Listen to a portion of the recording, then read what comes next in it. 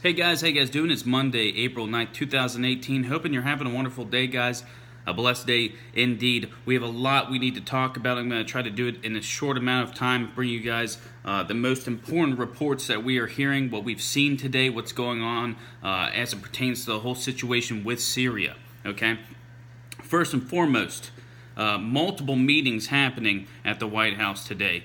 Okay, multiple meetings, and we have more meetings, even more meetings that are happening as we speak and later on tonight between military officials, cabinet members of the Trump administration, and President Trump himself. And they are, in all intents and purposes, deciding whether or not to strike Syria. A lot of people think that decision's already been made.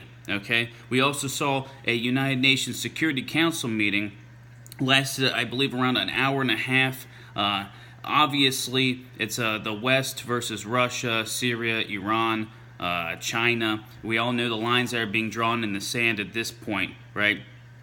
But I wanted to bring up the fact that the last speech given was by the Syrian Arab Republic's delegation member, and he left it all on the table, okay? He talked about the UK, United States of America, France, all sponsoring different terrorist organizations, but when they do it, it's fine, but if other countries do it, it's not okay, okay? He also brought up the fact that no one was talking about how Syria was hit yesterday, earlier this morning, by Israel, okay? So he laid it out all on the table. There's reports that Western officials left the room as he made his speech. I think it's pretty obvious at this point what's going to occur, right? President Trump said within the next 24 to 48 hours he would make a decision on what to do about Syria, okay? We have reports that the USS Donald Cook is in that area, all right? It obviously, this is a DDG that has Tomahawk cruise missiles. We have other assets in the region.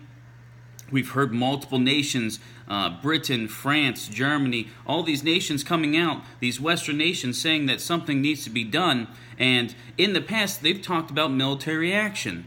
Okay? So it looks like we might have a coalition forming to strike Syria. Okay? It's just, when is it going to occur? All right? When is it going to happen? And if it does happen, the big part of it, you know, the U.S.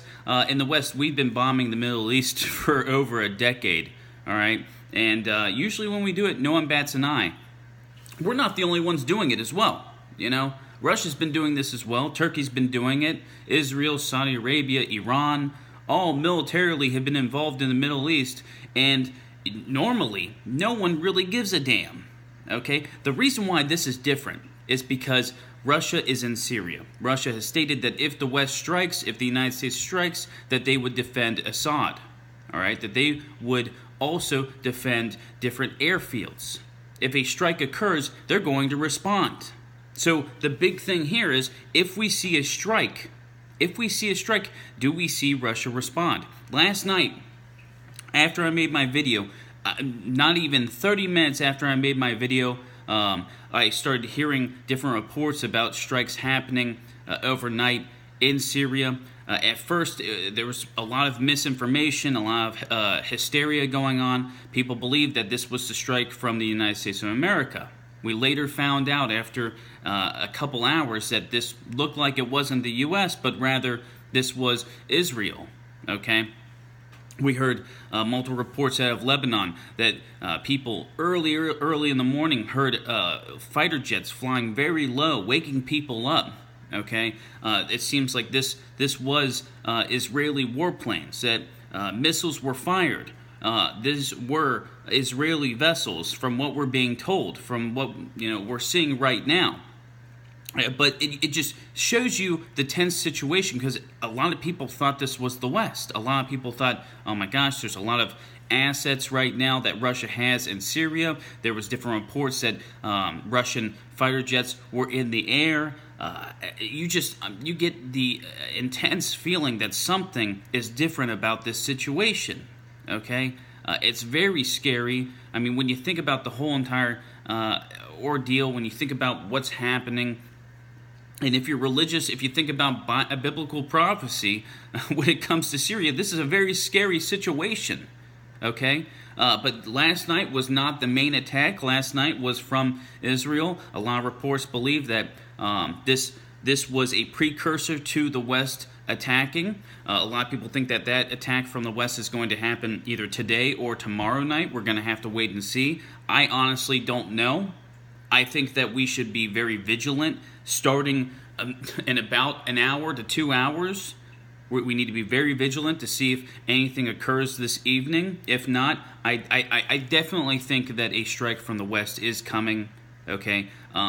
All the officials coming out with their statements, their language does not point towards anything diplomatic, all right? Basically, at this point, you have the West saying, hey, this is Bashar al-Assad hiding behind Russia and Iran. He conducted chemical weapons attacks, all right? That's the West side of it. And then Bashar al-Assad in Syria, they're saying, hey, the West is training individuals, third-party entities, these rebels, to conduct these attacks so they can push their agenda, all right? And us as citizens of the planet, we're just kind of stuck in the whole middle of it. We're not stuck in the middle like these poor individuals that are in Syria. We pray for them every day, but we are stuck in the middle of this, okay? There are two huge giants waiting to face off. That's Russia and the West, all right? This is a situation we have to continue to watch, especially tonight, and if not tonight, tomorrow night, because it definitely seems like something will occur. I almost want to say 99% of me thinks that a strike from the West is coming from the United States of America, possibly even France, possibly also the UK. We'll have to see.